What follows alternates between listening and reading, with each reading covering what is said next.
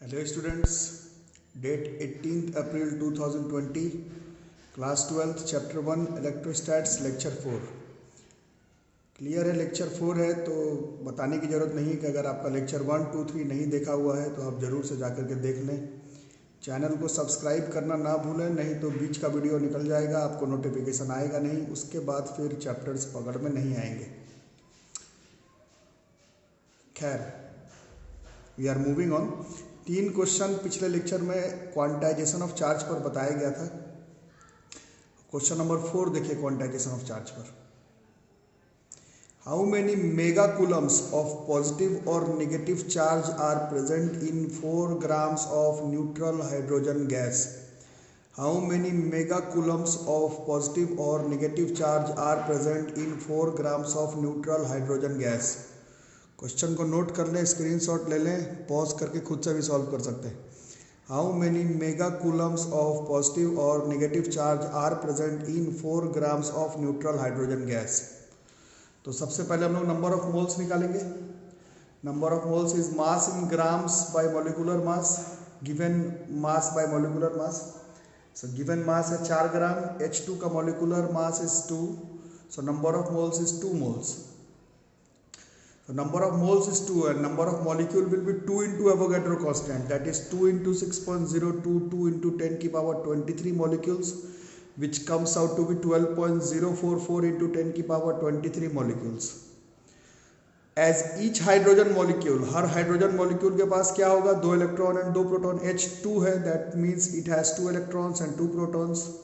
But we have 12.044 into 10 की power 23 molecules. So if we will multiply it with 2, then the total number of electrons or protons present in 4 grams of neutral hydrogen gas will be 24.088, multiply आप लोग खुद से कर लेंगे, into 10 की power 23 electrons या protons.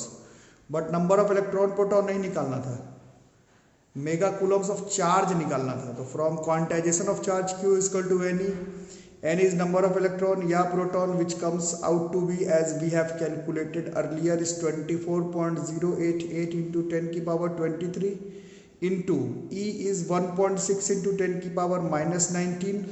Mega coulomb में convert करना है तो इसको 10 की पावर -6 से मल्टीप्लाई कर लेंगे। कैलकुलेशन अपने से कर लें, गलत भी हो सकता है, मोस्ट प्रोबेबली सही होगा। आप अपने से भी कैलकुलेशन एक बार कर लें, बस देख देख के छापे मत, ट्यूशन कॉपी में लिखें, नोट्स कॉपी में। And it comes out to be 0.358 mega coulombs approx. This question number 4 of quantization of charge.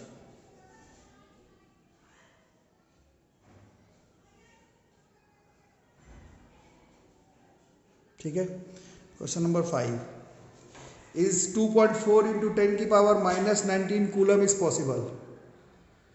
क्या इतना चार्ज पॉसिबल है?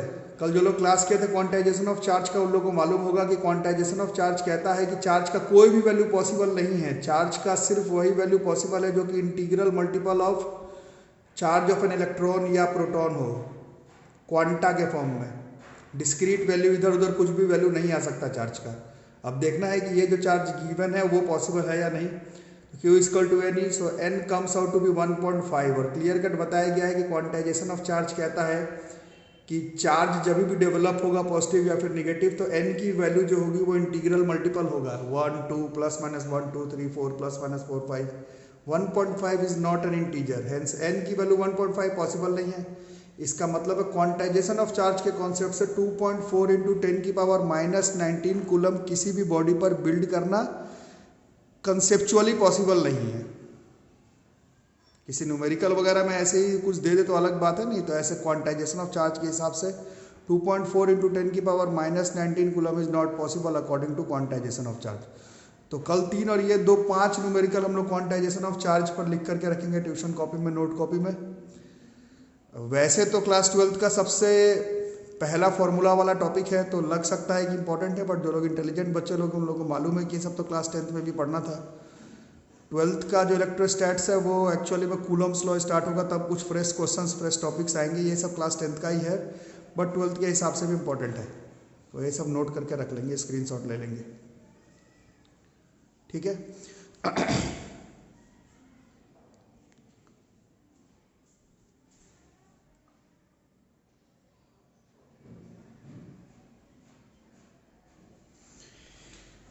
नेक्स्ट टॉपिक, एक छोटा सा टॉपिक हम लोग पढ़ेंगे, इसको हम लोग कहते हैं quarks. This is not for your board examination point of view, board के एग्जामिनेशन पॉइंट ऑफ व्यू का टॉपिक नहीं है, टेस्ट में नहीं पूछा जाएगा, बस नोट्स कॉपी में रहना चाहिए, आएगा नहीं एग्जामिनेशन में, ठीक है।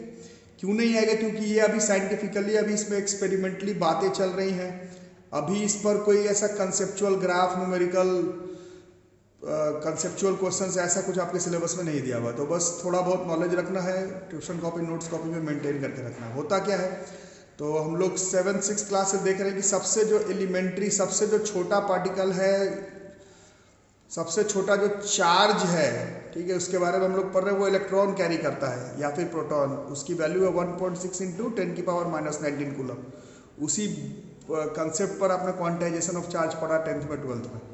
बट क्वार्क्स अभी का साइंटिफिक डिस्कवरीज है, साइंटिफिक टॉपिक्स है, जिसके अभी बहुत सारे एक्सपेरिमेंट वगैरह चल रहे हैं। क्वार्क होता है कि these are truly elementary particles, ये सबसे छोटा पार्टिकल है, which carry charges that are fractions of electronic charge. अगर आप देख रहे हैं इसकी value ±2/3 of charge of an electron, ±1/3 of charge of an electron. तो क्लियर कट है कि ये जो वैल्यू है क्वार्क का, वो चार्ज ऑफ एन इलेक्ट्रॉन से भी छोटा है, उसका भी फ्रैक्शन है।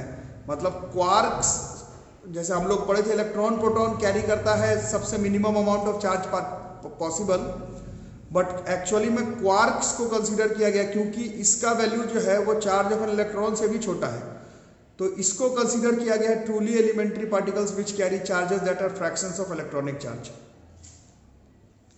ठीक है। 6 टाइप ऑफ क्वार्क को रेफरेंस दिया गया है आपके बस कंसेप्ट के हिसाब से थोड़ा बहुत जानने के लिए। UCT नाम है, अप चार्म टॉप ट्रूथ, आपको U से डिनोट करते हैं, चार्म को C से, टॉप ट्रूथ को T से।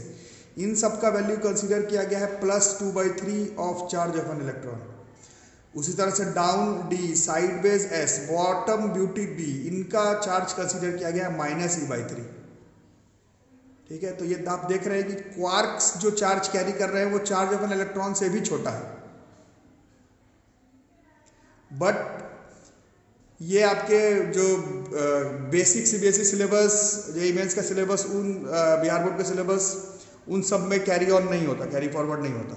ये बस आपको जानना है, थोड़ा बहुत वैल्यू याद कर लेना है। UCT का 2/3E, DSB का -E/3, ठीक है। नोट बना करके याद रखेंगे। अभी तो जैसे कि आपको थोड़ी देर पहले बताया गया कि इसमें साइंटिफिक डिस्कवरीज चल ही रही है, उसी में से एक चीज़ आपको क्लियर कट याद करना है, फ्री क्वार्क्स, मतलब जिसका फ्रीली एग्जिस्टेंस ऑफ क्वार्क का वो अभी तक डिटेक्ट नहीं हुआ।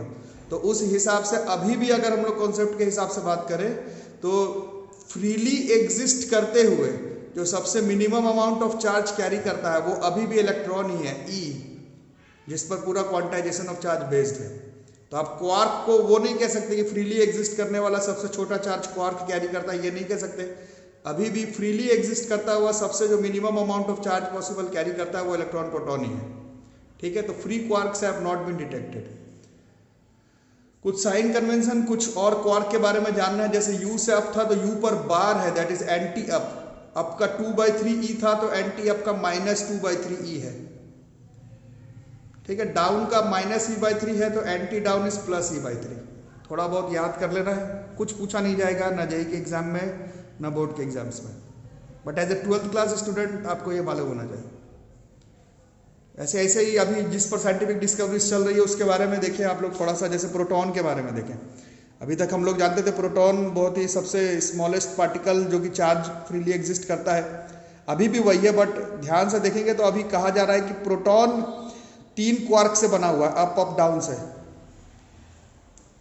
ठीक है, अप डाउन से। नेट चार्ज देखें आपका कितना था, +2/3E, फिर आपका +2/3E और डाउन का -E/3, सब ऊपर लिखवाया हुआ है ना। तो +2/3 +2/3 -E/3, it comes out to be again +E। तो प्रोटॉन का तो +E होता ही है। तो ऐसा नहीं कि क्वार्क का डिस्कवरी होने के बाद हमने जो कॉन्सेप्ट पढ़ा था वो गलत हो गया, अभी भी ठीक है। न्यूट्रॉन देखें, वो UDD, एक अप क्वार्क और 2 डाउन क्वार्क से बना हुआ है, ऐसा साइंटिफिक डिस्कवरीज कहता है। इसका नेट चार्ज देखें, आपका 2/3E, डाउन का -E/3, इस net charge comes out to be 0, और हम लोग को मालूम ही है कि न्यूट्रॉन का नेट चार्ज 0 होता है। तो ऐसा नहीं कि क्वार्क का डिस्कवरी होने के बाद हमारा जो बेसिक कॉन्सेप्ट हम लोग जो प्रोटॉन इलेक्ट्रॉन के बारे में जानते हैं वो गलत हो गया। याद करने वाली बात ये है कि ये है truly elementary particle which carry charges that are fractions of electronic charge. याद करने वाली बात ये है कि आपके बोर्ड के एग्जामिनेशन में, जेईई मेंस के एग्जामिनेशन में, नीट के एग्जामिनेशन में मोस्ट प्रोबेबली इससे कुछ भी पूछा नहीं जाएगा। क्लास 12 स्टूडेंट के फॉर्म में ये आपको मालूम होना चाहिए। साइंटिफिक डिस्कवरीज इसमें चल रही हैं अभी भी फ्री क्वार्क डिटेक्ट नहीं हुआ। इसका मतलब है अभी भी इलेक्ट्रॉन और प्रोटॉन को ही हम लोग फ्रीली एग्जिस्ट करता हुआ स्मॉलेस्ट पॉसिबल चार्ज जो कैरी करता है वो इलेक्ट्रॉन प्रोटॉन को ही मानेंगे। क्वार्क का कॉन्सेप्ट किसी भी क्वेश्चन, किसी भी ग्राफ, किसी भी न्यूमेरिकल आगे के कॉन्सेप्ट में आप इस्तेमाल नहीं करेंगे। थोड़ा सा बस इसका नोट कर लेंगे, स्क्रीनशॉट ले लें या लिख लें, थोड़ा सा कॉपी में होना चाहिए।